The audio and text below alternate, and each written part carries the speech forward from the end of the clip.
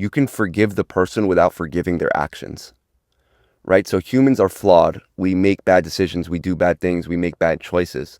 So it's not about forgiving the person and their actions as a whole, but it's about forgiving the person for being in the mental state and for existing in the state of being in which they can do such a thing to you. You know, we're forgiving the person for being flawed. We're forgiving the person for choosing wrong and doing wrong, right? Because they did not know any better from a conscious standpoint. But we do not have to forgive their actions. We do not have to jump back into a relationship with a person. We don't have to continue talking to a person.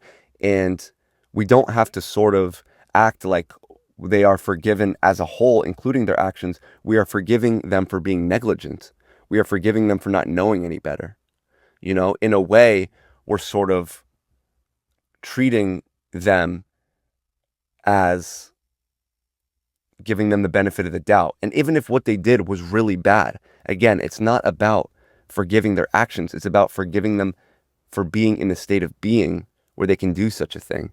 And that brings me to the second point in which you mentioned. And that's what a lot of sort of, I guess, influencers and other people forget to mention is that, yeah, those feelings of hurting and darkness and sadness and heartbreak, all those things still exist.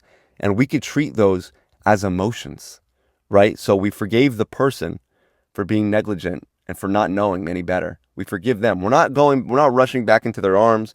We're not going to say, oh yeah, they're an amazing person. They just did a bad thing. We don't even need to say any of that.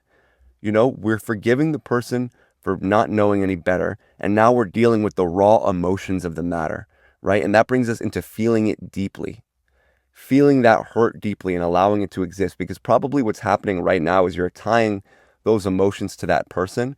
So there's a little part of you that almost wants not revenge, maybe so, but probably not revenge, but you want some sort of closure from them.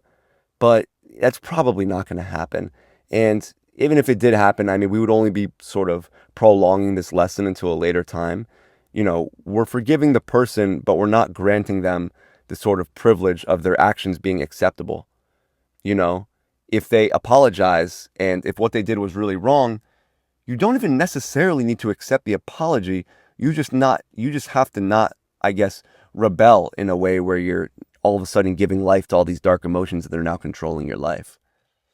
So we deal with the emotions like we deal with a lot of other heavy emotions. We sit with them deeply. We allow them the space to exist. We breathe through them very slowly. And we exist in a place where we're dealing with the emotions by themselves.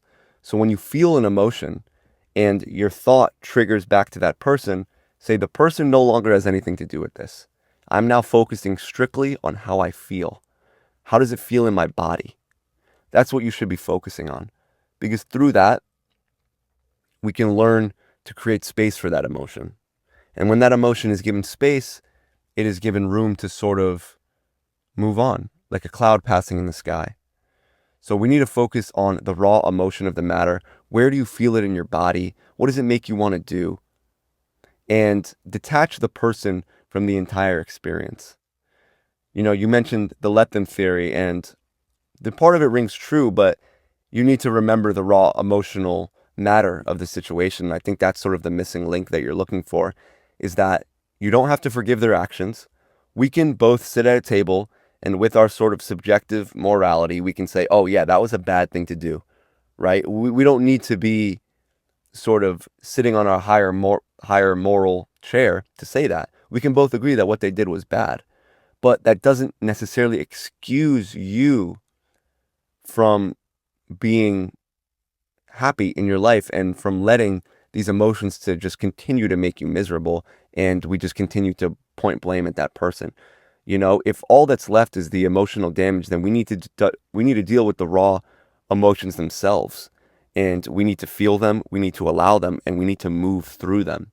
Instead of constantly thinking about the person, we need to aim our focus on what is going on inside of us, what are we feeling inside of our body, and how can we create space for these feelings to exist and continuously sort of not draw attention to the person themselves or their actions, because that's been dealt with already. We've already acknowledged that we're forgiving the persons, or that we're forgiving the person and we're forgetting the actions. And we're now dealing with what's left, and that is the emotional damage. And if all that's left is the emotional damage, then we could treat it, psychologically, and that is making room, moving through it, and not feeding it, breathing through it and giving it the proper space to exist and pass. Hopefully that helps. There's a bit more nuance to it, but I think that's the sort of general way we can start to, get that person out of our mind, is not focus on forgiving them from a sort of subjective moral standpoint, but forgiving them because, that's kind of the only reasonable thing to do for us to move on. And, what else are we going to do? Are we going to just, sit with that feeling and sort of that judgment forever? And of course not. We need to move on. And for us to move on, we need to deal with the emotions and create space for them to also move on.